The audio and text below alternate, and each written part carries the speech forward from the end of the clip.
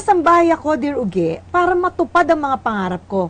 Awa ng Diyos, nagkaroon naman ako agad ng mga kaibigang kasambahay.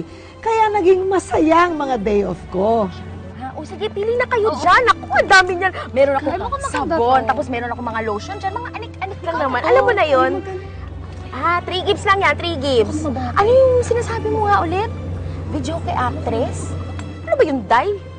Diba? Alam niyo na. Makinig ka, diba mahilig ka mag-videoke? Oh. Yung mga nakikita mo doon sa likod habang kumakanta ka, yun ang videoke actress! Parang ganito yun siya, oh. Ay. Ay. Ay! Bongga, Day! Day! Naku, Day, yan pala ang video kay actress, Day! Naku naman! Actually, Day, yung iba, parang gusto nila magkabahay, tsaka magkakotse. Bakit ikaw video okay actress? Kasi yung nanay ko, sikat na videoke actress yun sa baryo namin. Oh. Kaya sana gusto ko rin maging ganun kahit minsan lang naman eh. Ay, Day, siguro yung nanay mo maganda. Nangyari sa'yo? Ay, kunin na rin to. Ay, kunin nyo na ako. Sige, basta ito, 3 gifts yan, ha? Okay na, ha? O, alam nyo na yan. O, sige. Salamat. Okay. O, mabalik tayo. O, paano mo naman matutupad yun? Paano ka magiging isang video okay actress? Ayun nga, may nakita nga akong online audition. Oh. Kaya lang paano naman yung kung ganitong itsura ko. Tapos alam mo ba si ma'am, sobrang kuripot. Ayaw ako pabalihin. Kaya paano na kung ganitong itsura ko, di ba? Ay, naku, Day.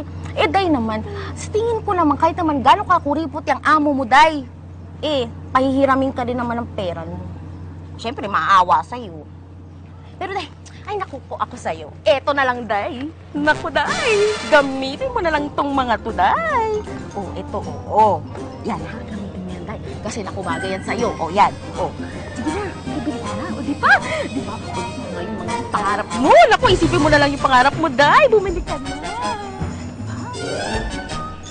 Naawa ka rin ba sa akin kaya mo ito ibibigay? Ibibigay mo ba to? Ay, oo nga pala. Ito na lang.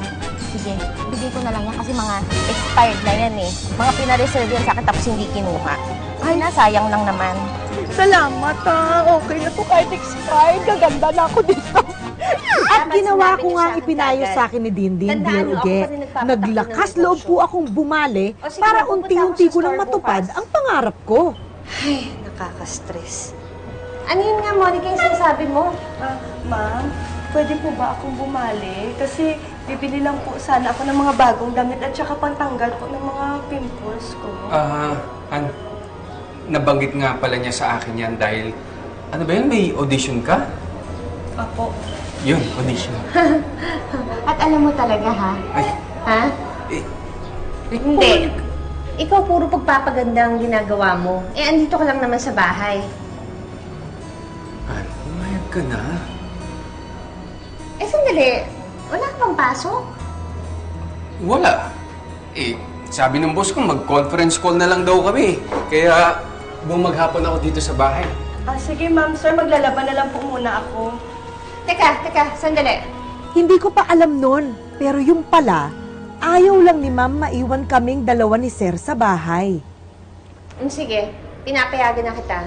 Sumabay ka sa akin pag alis ko. Magbihis ka na. I-on mo na yung sasakyan. Ay ma'am, salamat po. Ma'am, pwede po ba ma'am, bago po tayo lumabas sa village ma'am, daanan po tayo dun sa kabilang mansyon?